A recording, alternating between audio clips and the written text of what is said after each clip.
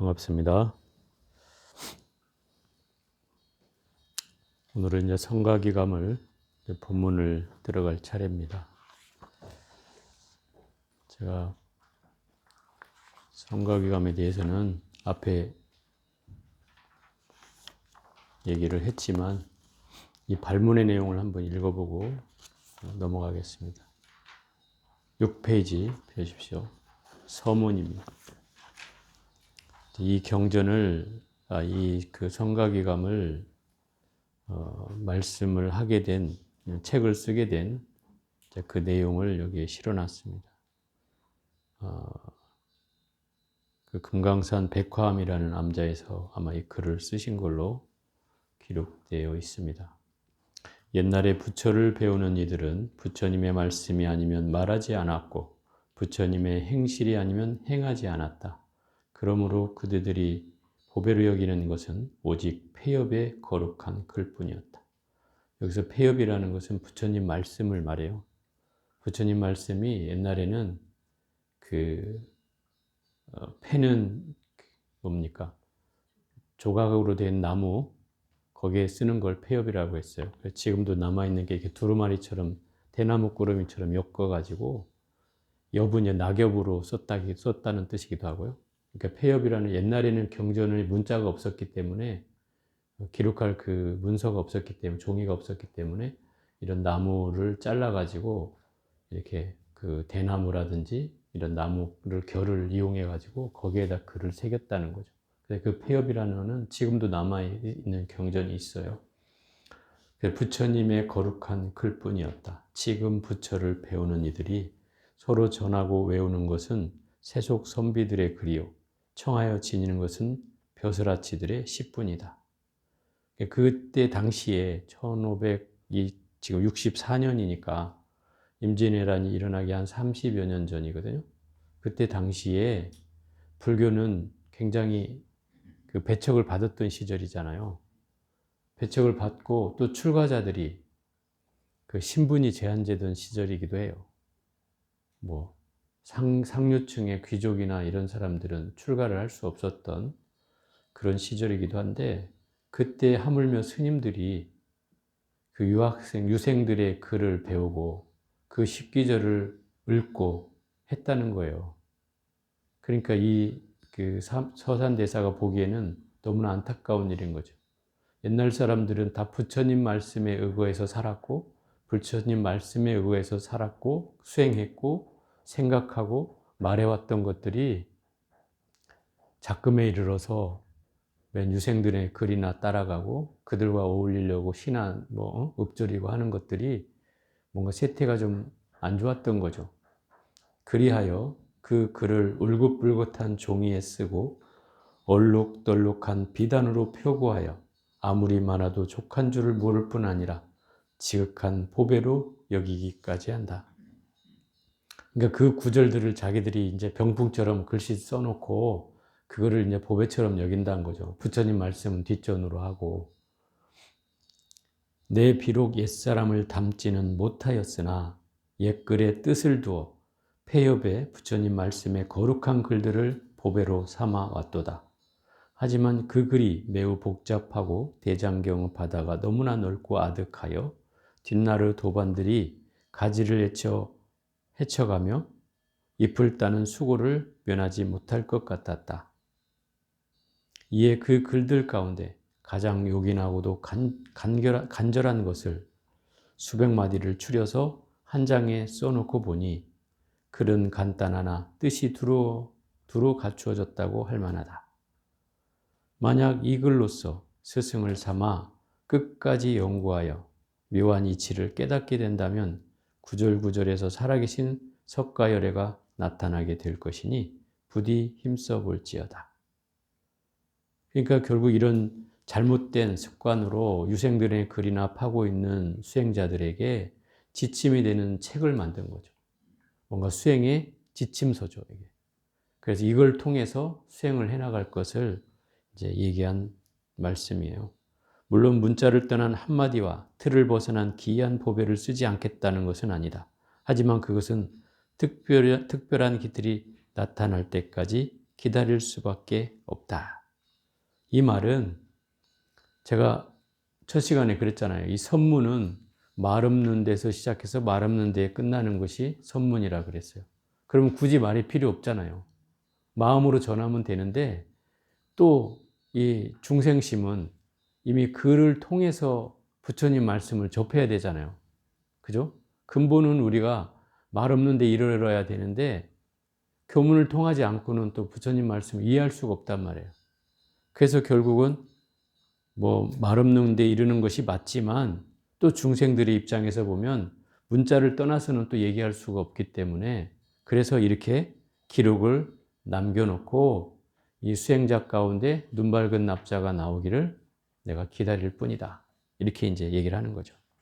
그래서 이 청어당 휴정 서산대사는 1564년에 이 서문을 쓰고 이 책을 완성한 뒤에 그 제자인 서산대사가, 아니 그 사명대사가 이 책을 나중에 이제 발간하게 되었다. 이런 내용이에요. 그래서 제목이 이제 그 선가귀감이잖아요. 선가라는 말은 선을 수행하는 집안 이런 뜻이죠. 선가. 유가 그러면 유학을 실천하는 집안. 도가 그러면 도를 수행하는 집안 이런 뜻이죠. 그래서 이분이 이 서산대사가 유가보감, 뭐 도가보감, 또 선가귀감 이런 책을 3가지를 썼다는 거예요. 그러니까 결국 이 서산대사는 유교, 도교, 불교에 다 이치에 밝았다 이 말인 거죠. 그리고 우리가 원래 본명이 휴정이고 휴정, 또 호가 청어예요.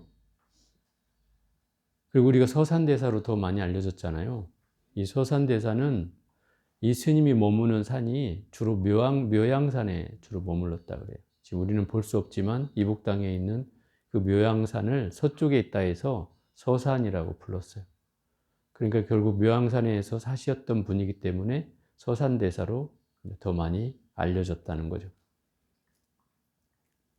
어쨌든 이 성가귀감은 이 수행하는 선문에 든 수행 집단 가운데에 앞으로 귀감이 될 만한 글들을 모아서 부처님 말씀 가운데 추려가지고 이렇게 정리를 해놨다는 뜻이에요.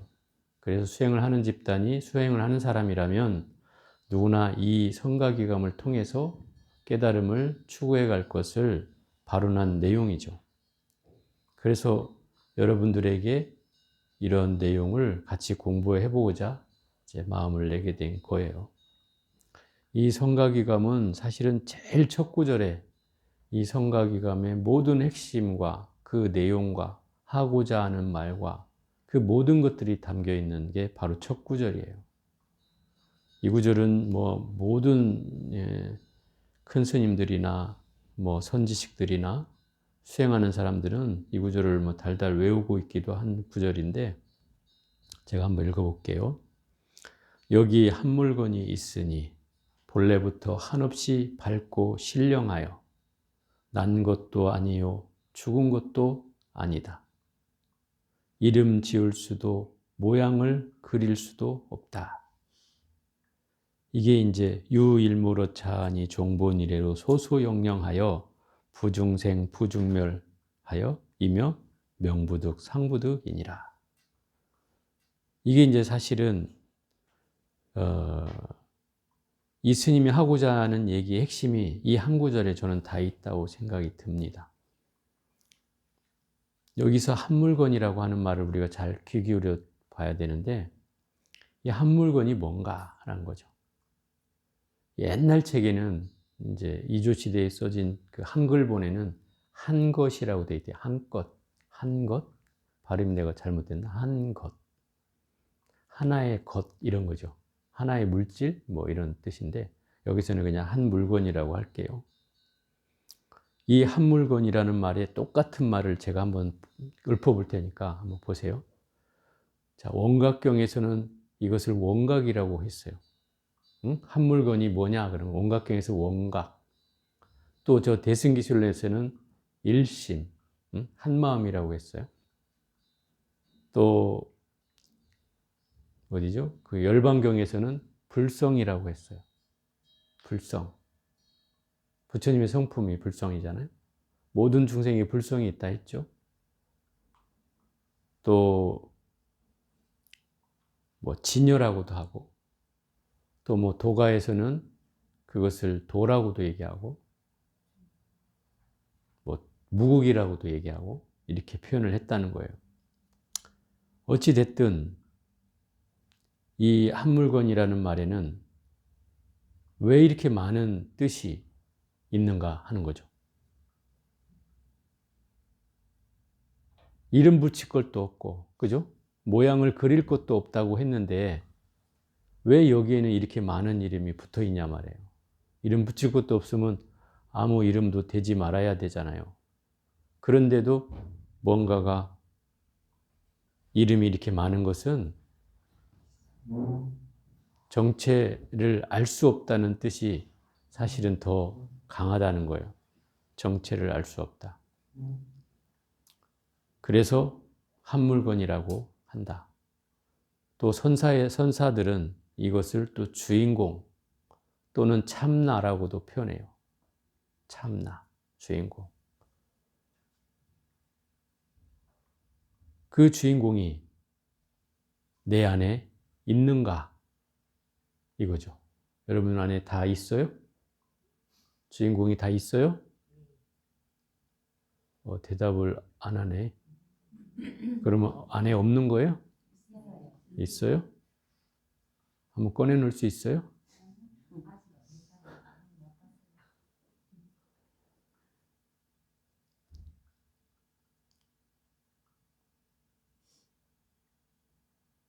이 한 물건은 본래로 소소영령하다 그러잖아요. 밝고 신령해서, 신통방통하다 이 말이에요. 밝고 신령해서 그 밝음 때문에 뭐라고 이름조차 지을 수 없다.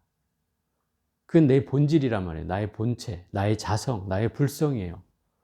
그런데 우리는 어떤 순간에 이거와 마주하게 되냐면 내가 고요해질 때, 내가 맑아질 때, 내가 밝아질 때 이거와 마주하게 돼 있어요. 우리는 늘 마주해요. 늘 마주해요.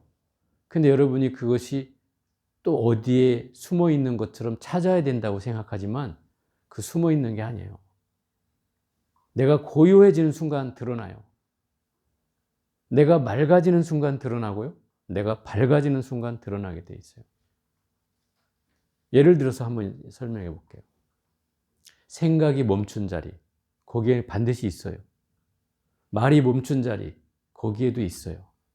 행위가 멈춘 자리, 거기에도 있어요. 그럼 여러분이 늘 보게 되는 거예요. 늘 보고 있는 거예요.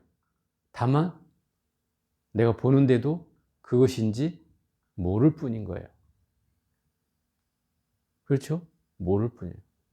여러분이 예를 들어서 사경하고 강경하고 또 참선하고 할 때 그 고요해지는 순간에 다 이 한 물건하고 마주해요. 마주해요. 늘 본다 이 말이에요. 보고 있음에도 나는 그것이 참마음인 줄 모를 뿐이라는 거죠. 그게 한 물건인지를 또 주인공인지를 참나인지를 모를 뿐이라는 거죠. 항상 우리는 그것과 마주하고 있다는 거예요. 그래서 우리가 자꾸 사경하고 강경하고 참선하고 하는 이유가 뭐예요? 생각을 비우고 그 마음과 직면하기 위해서 그런 거예요. 그래서 고요해지는 순간 이미 나와 직면하고 있어요. 그 순간이 예를 들어서 깨달은 사람은 그 순간이 24시간 계속되고 또 일주일 동안 계속되기 때문에 깨닫는 것이고 우리는 왜 못 깨달아요? 그 보는 순간들이 오래되지 못해서 이내 생각이 찾아들고 또 말이 하고 싶어서 또 말을 일으키고 몸을 일으키고 해서 뭔가 그 고요한 순간을 장애하게 되는 거죠. 그 장애하는 마음이 또 장애하는 생각이 일어나기 때문에 결국은 고요함을 계속 끌고 갈 수 없는 것이죠. 그것을 이제 우리가 종례로 얘기하면 우리의 업식의 구름에 가리워져서 나의 본질을 보지 못할 뿐이라는 거예요. 그러나 우리는 늘 마주하고 있다는 거예요. 그걸 우리가 잘 알아야 돼요. 그렇기 때문에 이걸 주인공이라고도 하고 참나라고도 하고 뭐 한물건이라고도 하고 불성이라고도 하고 또 원각이라고도 하고 일심이라고도 하는데 이것을 뭐라고 한들 그 말도 또한 적당하지 않다. 이렇게 얘기할 수 있다는 거예요. 그렇기 때문에 수많은 말들이 이거를 지칭하는 말로 쓰이는 거예요. 그 무엇도 될 수 있다는 거죠. 그 무엇도. 그 한 물건이라는 것이 그 무엇도 될 수 있다는 거예요. 그렇기 때문에 이렇게 수많은 단어가 붙어서 이걸 형용하고 있지만 다만 깨닫고 보면 깨닫고 보면 아무것도 없는 거예요. 따져보면. 아무것도 없는 대로 들어가는 거예요. 그것이 이제 바로 이 첫 장에서 얘기하고 있는 거예요. 한 물건이 무엇입니까? 물었더니 이렇게 동그란 원을 탁 그렸어요. 이렇게. 부처가 무엇입니까? 동그란 원을 탁. 주인공이 무엇입니까? 동그란 원을 탁 그렸어요.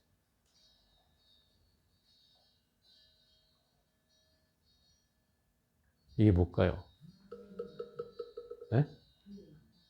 비어 있다? 이게 이제 이론상의 이론상. 여기도 써 있잖아요. 한 물건이 무엇인가? 동그란 원을 딱 그리는 거예요.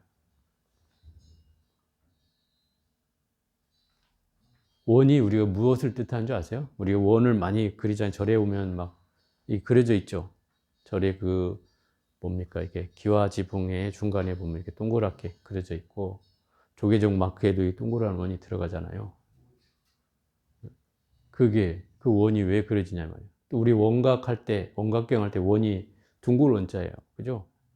원이에요. 이거예요. 깨달음이 무엇입니까? 물으면 여러분들 동그라미 이렇게 그려. 옛날에 일지선사라는 분이 계셨어요. 일지선사. 손가락이 하나를 들어 보인다 해서 일지선사예요. 그 스님한테 가가지고 불법이 무엇입니까? 하고 물으면 손가락 하나를 탁 드는 거예요. 네? 그걸 깨닫는 사람도 있었고 못 깨닫는 사람도 있었겠죠. 하도 사람들이 많이 찾아와요. 이 스님 어디 출타를 나갔는데 어떤 사람이 찾아와서 그 일지선사 계시냐고 묻는 거죠. 근데 거기에 모시던 시자가 하나 있었어요. 아주 어린 시자예요. 왜 찾느냐 그러니까 뭘 좀 물으러 왔다고. 그러냐고. 내가 가르쳐 주겠다고. 우리 큰 스님 법문은 간단하다. 그래 불법이 무엇입니까? 이 꼬맹이가 탁 드는 거예요. 그러니까 그 사람이 피식 웃으면서 이제 간 거죠. 일지선사가 돌아왔어요. 그래가지고 오늘 누가 왔더냐 하니까 누가 한 사람 왔다 갔는데 자기가 그 법문을 해줬다고. 어떻게 해줬냐? 손을 탁 들어. 그런 순간 스님이 가서 칼로 손가락을 잘라버렸어. 그때 이 아이는 어땠겠어요? 깨달음 얻었을까요? 못 얻었을까요? 그 순간에 깨닫는 거예요. 그 순간에 경계. 손가락은 비록 날아갔는데 이 뭐지? 이렇게 되는 거죠. 그래서 결국은 그 일지선사라는 그 의미가 굉장히 회자되는 얘기도 한데 제가 왜 이 말씀을 드리냐면 제가 이렇게 얘기했잖아요. 선문에는 말 없는 데서 시작해서 말 없는 데로 들어가는 게 선문이다. 그죠? 말이 필요 없는 거예요. 그래서 옛날 선사들이 맨날 나와서 주장자 3번 땅땅땅 내려치고 쫙 보고 알겠느냐 그러잖아. 못 알아먹으니까 이제 다시 또 탁 내려놓고 법문을 하는 거예요. 알아먹으면 법문을 안 하죠. 법문 딱 축장자 내려놓고 나가는 거죠. 그런 거단 말이에요. 그러니까 말이 필요가 없어요. 사실은 이 법은. 그렇기 때문에 원상을 그리고 손가락 하나 들고 뭐 불법이 뭐냐 하니 뭐 칡간에 똥막대기라 하고 뭐 뜰 앞에 잣나무라 하고 이것은 사실은 장치예요. 장치. 말에 의미가 있는 것이 아니라 그 말을 통해서 내가 생각 없는 대로 이르게 하기 위한 장치예요. 도구다 이 말이에요. 도구. 그게 화두로 사용되는 것이고 또 원을 그리는 것이고 또 손가락을 하나 드는 것이고 그렇다는 거예요. 우리가 고요해지는 데 있어서 그냥 고요해지라면 쉽지 않잖아요. 왜? 앉아 있어 보면 여러분도 알지만 앉아 있어 보면 생각이 많이 막 들어오잖아요. 평소에 내가 생각을 안 하고 있다면 모르지만 우리는 그걸 놓치고 살고 있기 때문에 내가 생각을 얼마나 하는지도 모르고 살잖아요.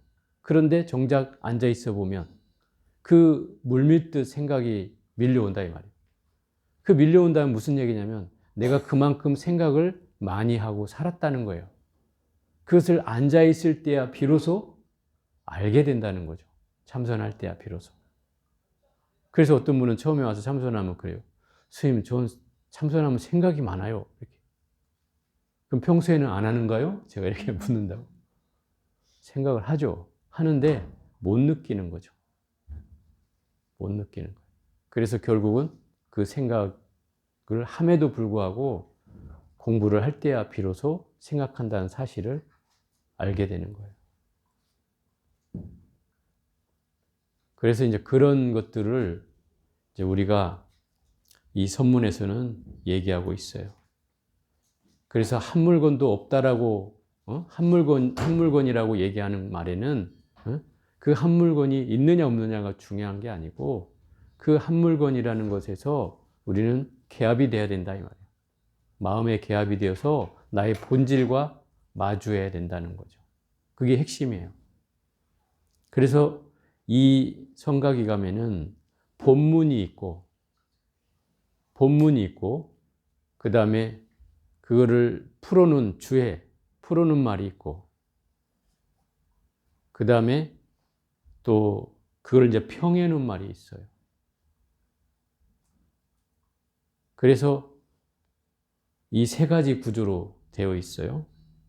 지금 여기서 말하는 그 한 물건이 있으니 본래부터 한없이 밝고 신령하여 나는 것도 아니고 죽는 것도 아니고 이름 지을 수도 없고 모양 그릴 수도 없다라고 하는 부분이 본문이고 이제 그걸 풀어놓은 말이 한 물건이란 무엇인가 했을 때 둥근 원을 그린 것이고 그래서 옛 어른이 송하기를 옛 부처 나기 전에 뚜렷이 밝았도다. 석가도 몰랐건을 가섭이 전할수온가. 이런 주예를 남겼어요. 한번 잘 새겨보세요. 한 물건이 무엇인가 했을 때 원을 들어보였다는 건 조금 이해는 되겠죠. 어른이 송하셨다. 옛 부처 나기 전에 뚜렷이 밝았다. 그러니까 부처님이 이미 생겨나기 전에 이 진리는 원래 밝게 존재했다 이 말이에요. 원래 있었다는 말이죠. 석가모니 부처님이 생기기 전에 또는 모든 부처님이 있기 전에도 이미 이 진리는 원래 존재했다는 거예요. 부처님이 있다고 해서 그 법이 뭐 생겨난 것이 아니다 이 말이에요. 그래서 이미 그 도리로 보면은 이미 원래 존재했기 때문에 굳이 석가나 가섭이 그걸 얘기할 바도 아니지만 그래서 더더욱이나 그들이 몰랐다라고 얘기하는 말은 그런 거죠. 이 법이 본질이라는 것은 모른다는 것을 우리가 지식적으로 이해하면 이 말은 이해할 수가 없고요. 예를 들어서 어떤 깨달음의 당체로 보면 깨달음의 본질로 보면 우리가 네가 누구냐? 라고 물었을 때 대답을 제대로 할 수 있는 사람이 누가 있겠어요? 네가 누구냐? 잘 몰라요. 그렇게 하게 되죠. 그죠? 모른다. 근데 모른다 했을 때 나는 나의 본질과 마주하고 있는 거예요. 그 순간. 그래서 옛날 그 숭산 스님은 뭐라 하겠어요? 화두를 물으면 단지 모를 뿐. 이렇게 했단 말이에요. 모를 뿐. 화두를 들라 했어요. 모를 뿐. 이게 모른다는 거는 지식적으로는 우리가 뭐 이해하려고 하면 안 되는 부분이지만 본질적으로 보면 나의 본질을 알 수 없다는 말이 더 크겠죠. 그런 의미로 이 말이 쓰였다고 생각이 들고요. 이것이 한물건에 난 것도 아니요 죽음도 없으며 이름 지을 수도 없고 그릴 모양을 그릴 수도 없다고 한 까닭이다. 이게 이 본질은 이름이 없어요. 이름이라고 짓는 순간 그럼 본질을 얘기하는 게 아니에요. 예를 들어 이런 거죠. 제가 무심이라고 하면 무심이라는 말이 나를 전체를 가리키는 말일까? 이 생각해 보면 지금 여러분들이 저를 부르라고 지어진 이름일 뿐이지 사실 나의 본질과는 무관하다 이 말이에요. 나의 형상은 무심일 수 있으나 그죠? 나의 본질과는 무관한 일이다 이 말이에요. 그러니 이름 붙인다고 해서 정확히 그것을 얘기하는 것이 아니다. 그러니 이름을 붙일 수도 없고 또 모양을 그린다고 해서 나의 모양을 똑같이 그린다고 해서 나의 본질과 같겠냐 이 말이에요. 형상은 같을 수 있으나 본질은 어째요? 그렇지 않다는 거죠. 나의 본질하고는 다른 거잖아요. 그러니 이것은 본래로 태어나는 바도 없고 죽는 바도 없어요. 이 본질은 불생불멸이에요.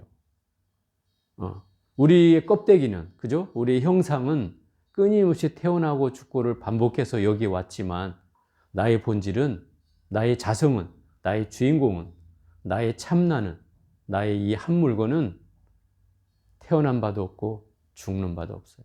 그래서 불생불멸이에요. 그게 우리가 두 가지 경계로 이해를 해야 된다 이 말이에요. 여러분들이 현상계로 보면 이건 절대로 이해할 수 없는 말이고 나의 본질로 보면 보이지 않는 나의 본질로 보면은 그걸로써 충분히 이름 붙일 수 없고 모양을 그릴 수도 없고 태어난 적도 없고 죽은 적도 없는 불생불멸의 이치가 바로 거기에 담겨 있다는 거예요. 그걸 얘기하고 있는 거예요. 그래서 육조 대사께서 대중에게 묻기를 나에게 한 물건이 있는데 이름할 자도 없고 명자도 없다. 이름도 붙일 게 없는데 너희는 이것을 알겠느냐라고 물었더니 그 육조대사의 제자 중에 신회라는 스님이 있었어요. 나이가 제일 어린 사미승이었는데 이 스님이 불끈 나서서 대답을 하기를 그 한 물건이 뭐냐라고 물었는데 모든 부처님의 근본이요 신회의 불성이옵니다. 이렇게 대답을 했어요. 그러면 제가 한 말로 비춰보면 이 사람 불성을 얘기했잖아요. 부처님의 근본이고 불성이다. 그러면 어떻게 보면 이치적으로는 맞는 말인 것 같잖아요. 그런데 이 육조대사가 너는 반밖에 몰랐다 이러는 거죠. 왜 그래요? 제가 분명히 했죠. 선문에 드는 건 말로써 드는 게 아니라고 했잖아요. 말 없는데 이르는 거라고 했잖아요. 이미 이 말이 틀린 거죠. 말 자체가 틀린 거예요. 또 회양선사라는 그 남아 회양선사라는 분이 있어요. 이분이 그 육조대사의 법을 이은 분이에요. 또 그 마조 스님의 또 스승이기도 하고 그런 분인데 이분한테 이제 육조 스님이 물었어요. 무슨 물건이 이렇게 왔는고? 무슨 물건이 이렇게 왔는고? 신마물 입말에 있고 이렇게 물었다는 거죠. 그 회양 스님이 어쩔 줄 몰라 하다가 그 대답을 못하고 쩔쩔맸다는 거죠. 그 8년 동안 그걸 화두 삼아 강구한 끝에 그 대답을 하게 되었다. 그래서 어떤 물건이 이렇게 왔는고 하니까 설사일물 즉부중이라 그랬다는 거죠. 가령 설사 한 물건이라 해도 맞지 않습니다. 이렇게 대답을 하자 그때서야 이 육조대사가 인가를 했다는 거예요. 그래서 이 신회라는 제자는 그 육조의 서자가 되었고 회양이라는 스님은 그래서 육조의 맏아들인 적자가 되었다. 이 말인 거죠.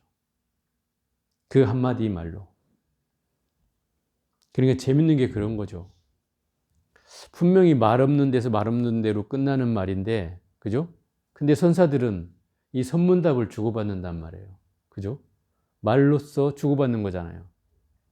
근데 우리가 잘 알아야 되는 것은 그 말이 말 없는 곳을 지향하고 있다는 거예요.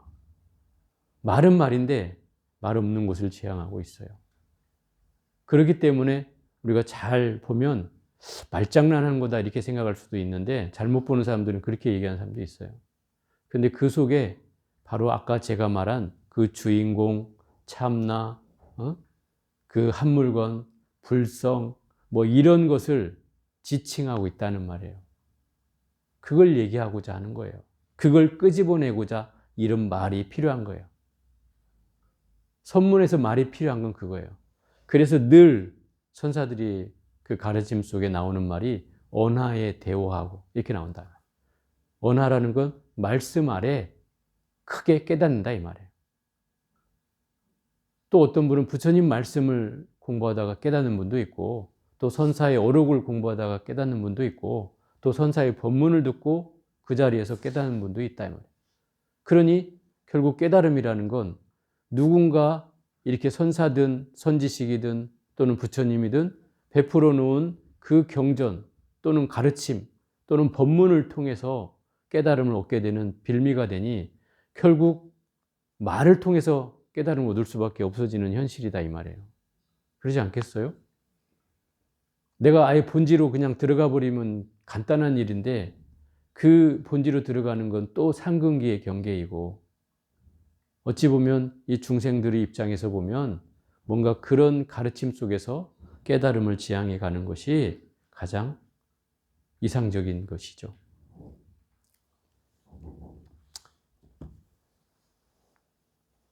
자, 송이라고 한 부분을 한번 보겠습니다. 삼교의 성인 모두가 이 말에서 나왔느니라.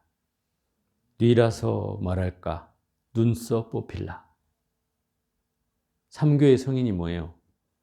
유교, 도교, 불교 이거겠죠. 그 성인이 다 이 말에서 나왔다는 거예요. 왜 말에서 나왔다고 얘기할까요? 뭔가 경전을 통해서 그 성인들이 등장하잖아요. 말씀을 통해서. 그래서 이 말에서 나왔다고 하는 거예요.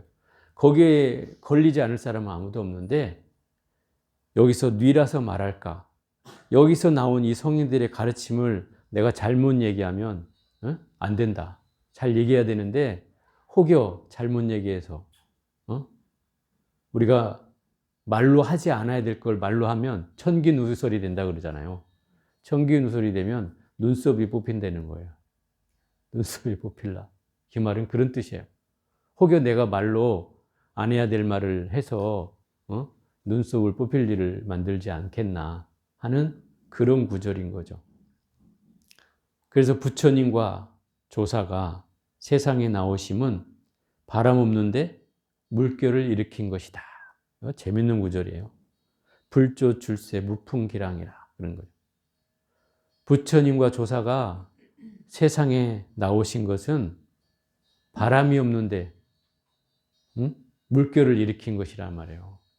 그럼 무슨 말이에요, 이 말이? 바람이 없는데 파도를 일으켰어요. 네? 이제 여기서 이 말은 무슨 얘기냐면 그 쓸데없는 일을 만들었다 이 말인 거예요. 바람이 없으면 파도가 없어야 하잖아요. 바람이 없으면 파도가 없어야 된다면. 그런데 바람이 없는데 파도가 있다는 것은 굳이 일어나지도 않아야 될 일이 일어났다는 뜻이에요. 그럼 부처님과 조사가 나왔다는 말은 쓸데없이 나와서 가르침을 펴서 중생들을 어떻게 한다? 괴롭히고 있다. 이렇게 말로 들리는 거죠. 이거는 우리가 잘 이해해야 될 것이 이게 이제 현상계로 보면은 왜 이런 말씀을 하셨지? 이렇게 얘기하지만 본질로 보면 아까 얘기했잖아요. 본질로 보면 굳이 이 소송영령한 밝고도 밝은 이 마음의 도리는 부처님 이전에도 이미 있었다 이 말이에요. 이전에도 이미 있었어. 그러니 당연히 석가모니나 이 가섭존자가 나와서 뭐라 한들 그것은 그저 노파가 잔소리하는 것처럼 본래 있는 소리를 왜 또 저렇게 하고 있는가, 이런 의미로 지금 얘기하고 있는 것이다. 그래서 바람 없는데 물결이 있는 거라고 얘기하는 거예요. 그 주에 이렇게 나오죠. 부처님과 조사는 석가세종과 가섭존자요, 세상에 나오심이란 대비심을 근본으로 삼아 중생을 제도함을 말한다. 그러나 한 물건에 준하여 따져보면 사람마다 면목이 본래 원만히 이루어져 있거늘, 면목은 이제 내 본래 참모습을 말하는 거예요. 본래 참모습이 본래 원만히 이루어져 있거늘 어찌 남이 연재 찍고 분발라 주기를 기다리랴.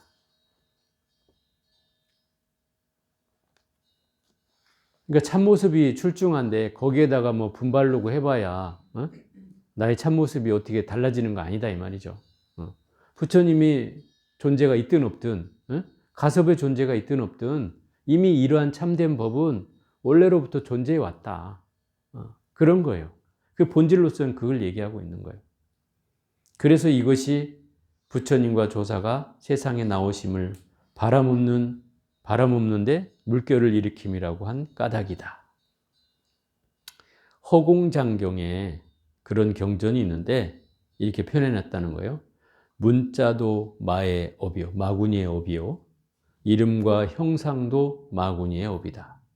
부처님의 말씀도 마구니의 업이요 라고 한 것도 바로 이 뜻이다. 결국은 이런 얘기예요. 내 본분사, 나의 본래의 자성, 본래의 불성, 본래의 참모습, 본래의 참나, 본래의 이 한 물건을 드러내는 데는 뭐 부처님이나 조사가 아무리 좋은 말씀을 해놨다 해도 그걸 누가 밝혀야 돼요? 내가 밝혀야 되잖아요. 그러니 필요가 없다는 거예요. 부처님 자체도 이미.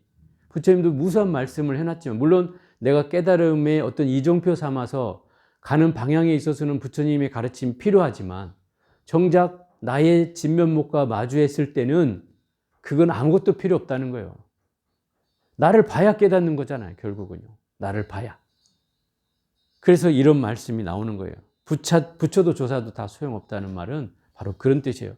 그 사람들이 정말 부처님이나 조사가 뭐 우리가 말하는 현상계로 필요 없다는 뜻이 아니라 본질로 봐서 내가 깨달음을 얻는 그 순간에는 결국 나의 목소리, 나의 힘이 필요한 것이지 부처님이 그때 도움을 주는 건 아니다는 거죠. 그걸 말하는 거예요. 아예 부처님과 뭐 조사가 잘못됐거나 필요 없다는 뜻이 아니라 그런 의미를 내포하고 있는 것이다.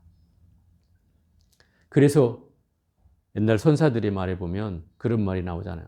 이런 얘기를 들어보셨는지 모르겠지만 살불살조라. 부처도 죽이고 조사도 죽여라. 이런 말 들어봤어요? 그 말이 그 말이에요. 그러니까 내가 깨달음을 얻는 그 순간에는 부처도 내려놓고 조사도 다 내려놓고 나와 마주하라는 거예요. 나의 본질과. 그게 가장 핵심이지 지금 뭐 부처님이 있다고 조사가 있다고 그게 중요한 게 아니라는 거죠. 여기서 말하는 의미가 바로 그런 의미예요. 다 내려놔라. 하늘과 땅이 빛을 잃고 해와 달도 어둡구나.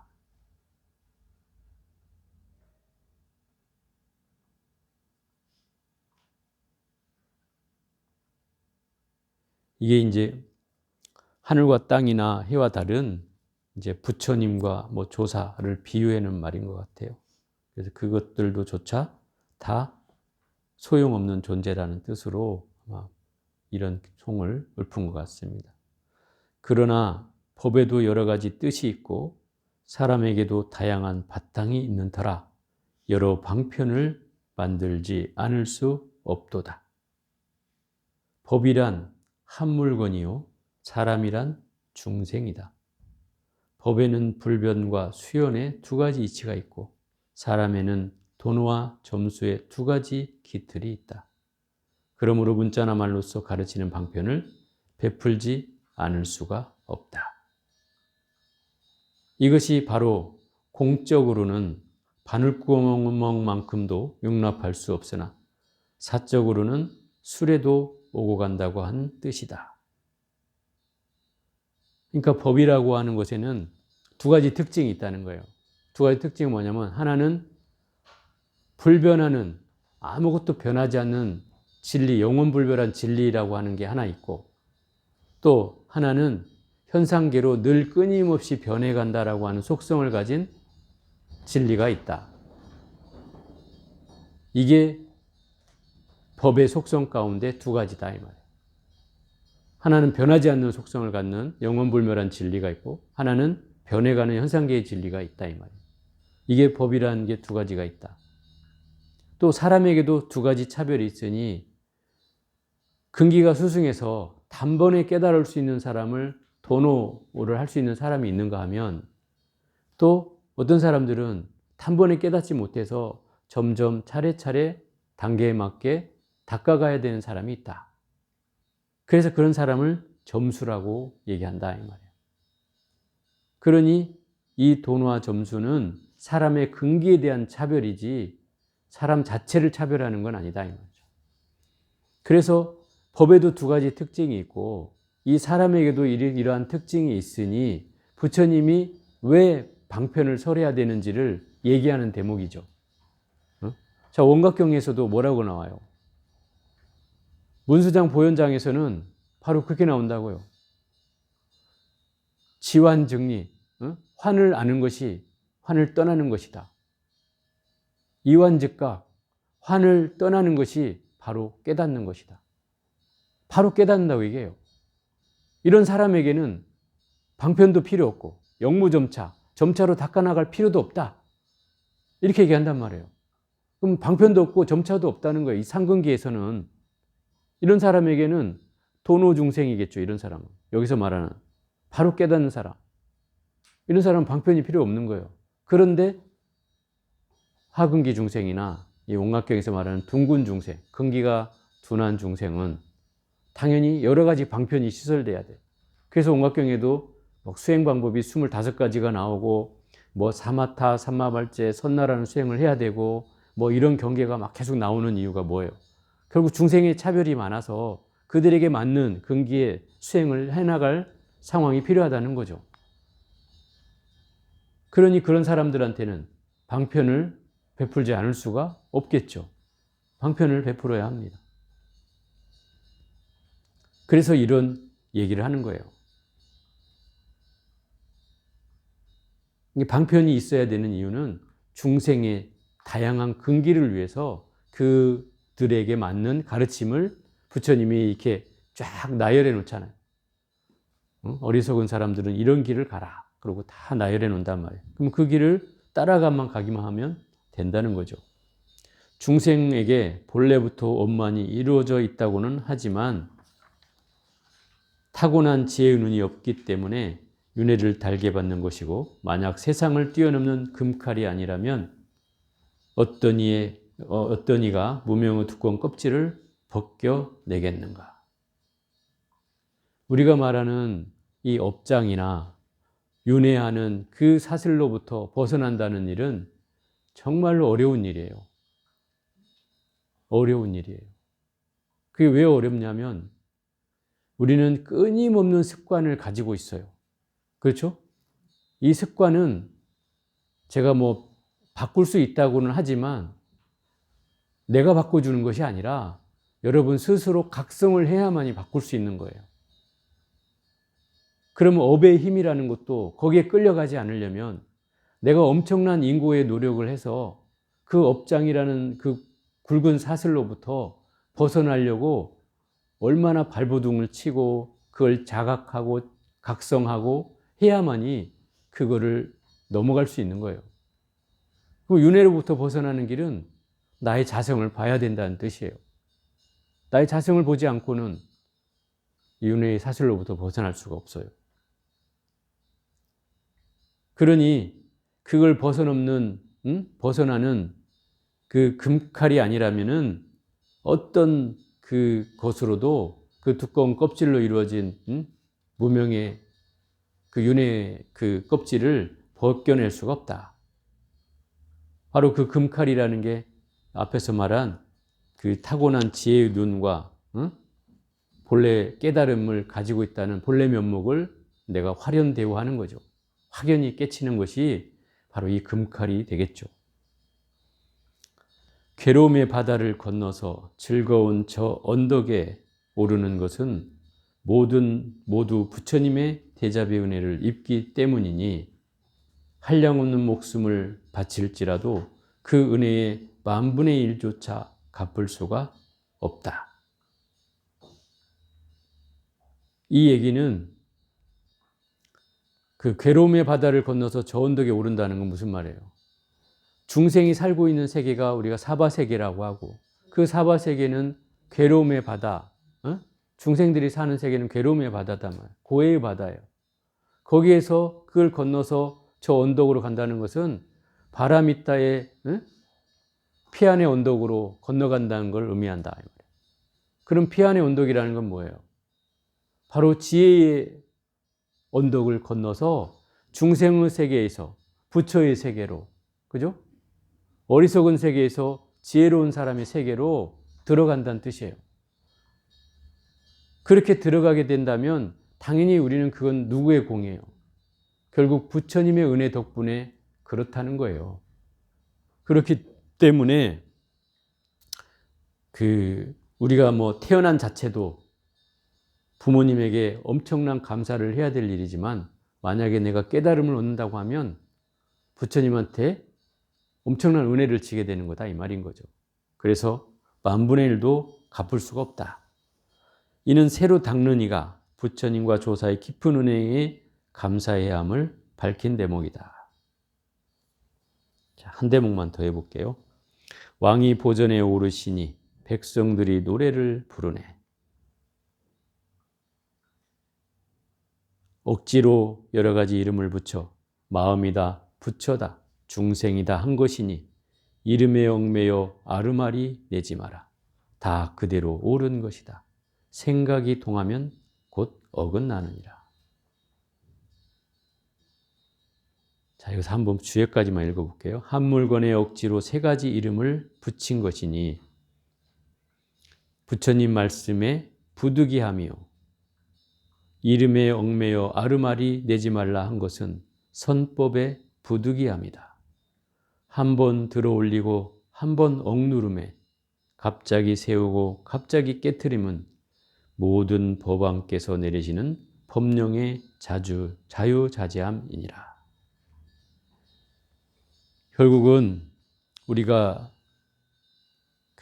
화엄경에서도 얘기하거든요. 마음과 부처와 중생은 3가지가 차별이 없느니라.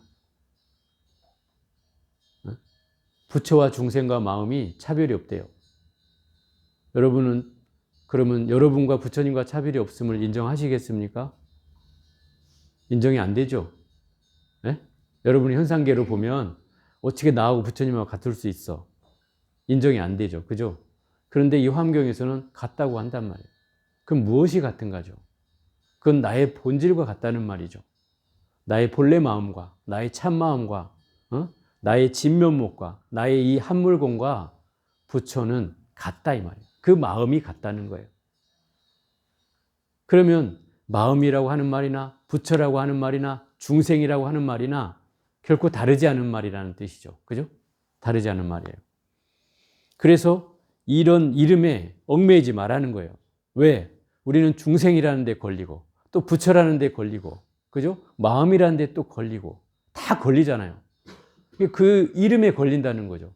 그걸 딱 내려놓고 본질을 보면 뭐라고 했어요? 3가지 다 똑같다 이 말이에요. 근데 왜 거기에 걸리나 이 말이죠. 그리고 그걸 또 우리는 생각해. 똑같다 하니까 어떻게 같지? 자꾸 망상을 일으킨다 이 말이에요. 그런 순간 이건 끝난다 이 말이에요. 어긋나 버린다 이 말이에요. 생각이 일어난 순간 끝난다 이 말이에요. 왜? 제가 아까 그랬잖아요. 선문은 생각이 없는 데 이르는 거라고 했잖아요. 그죠? 생각이 없는 곳으로 이르는 거예요. 그럼 생각을 내면 이미 그건 끝난 거죠. 중요한 건 이 본질로 들어가는 건 생각을 내려놓는 자리에 있다고 했잖아요, 제가. 또 마음을 내려놓는 자리에 있고, 말을 내려놓는 자리에 있고, 내 몸의 행위를 내려놓는 자리에 바로 그 본질이 있어요. 그러니 우리가 말에 걸리고 생각에 걸린다면 이 공부는 잘못하는 거죠. 그 생각을 자꾸 그래서 내려놔야만 한다는 거예요.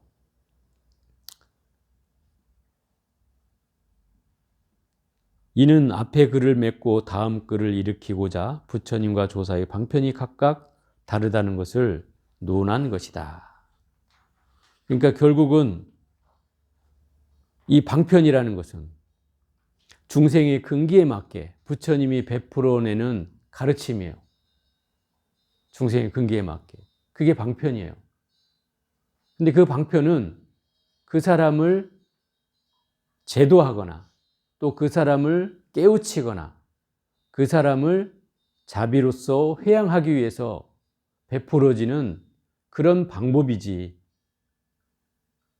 내가 부처님 가르침을 내 방식대로, 내가 이해한 방식대로 자꾸 방편으로 어쩌다 하는 것은 말이 안 되는 내용이죠. 이 방편이라는 말은 바로 거기에 있어요. 제일 핵심은 중생을 부처님 가르침으로 제대로 인도하기 위해서 필요한 것이요. 그게 방편이에요. 또 깨달음을 얻게 하기 위해서 필요한 것이 방편이고요. 또 중생을 제도하기 위해서 필요한 것이 방편이에요. 또 자비로 섭수하기 위해서, 그래서 필요한 게 방편이란 말이에요. 그렇기 때문에 우리가 여기서 말한 부처님과 조사들이 한 방편은 바로 어떤 거냐면, 여기서 나오잖아. 갑자기 손가락을 하나 들고, 또 한쪽에서는 주장자를 하나 들고, 또 한쪽에서는 악 하고 소리 질러서 사람에게 정신이 쏙 달아나게 만들고, 뭐 이런 내용들이 다 뭐예요? 그게 방편이라는 거예요. 중생에게 시설한 방편이에요. 왜? 나를 본질로 인도하는 가르침이라는 거예요. 말이 있는 데서 말이 없는 데로 이르게 하는 게 교문이고, 선문은 말이 없는 데서 말이 없는 데 이르는 게 선문이기 때문에 어쨌든 그 말을 통해서든 행위를 통해서든 중생들에게 그 본질로 향하게 하는 내용이 바로 주장자를 내려치고 손가락을 하나 들고 원을 그리고 이런 내용이 다 거기에 있다 이 말이에요. 나의 본질로 들어가게 하기 위한 방법이다. 그래서 이 선문은 어렵다고 생각하면 한도 없이 어렵지만, 쉽다고 말하면 옛날 선사들 말로 하면 코 만지기보다 쉽다는 거죠. 내 코 만지기보다 쉽다. 그래서 이 선문을 여러분들이 이해한다는 것은 바로 그런 측면에서 보면 이 선문이 어렵지 않다는 거예요. 그저 나의 본질과 함께 한다는 것, 나의 자성과 함께하고, 나의 참나와 함께하고, 나의 본래 면목과 함께하고, 또 이 한 물건이라는 것과 또 이 주인공이라는 것과 늘 함께한다는 거예요. 그리고 지금도 여러분은 이 자리에 나의 주인공과 함께하고 있어요. 내가 생각을 일으키는 순간 그 주인공과 멀어지는 것이고, 생각이 내려놔지는 순간 그때가 나의 진면목과 마주하는 순간이에요. 그것만 여러분이 잘 인정하면 이미 나는 끊임없이 나와 늘 마주하고 있다는 거예요. 나의 진면목과. 그것이 우리가 이 성가귀감을 배우면서 유의해야 할 점이고, 그런 전제하에서 이 성가귀감을 읽어가야 된다는 생각을 하게 되는 거예요. 자, 오늘은 여기까지 해보겠습니다.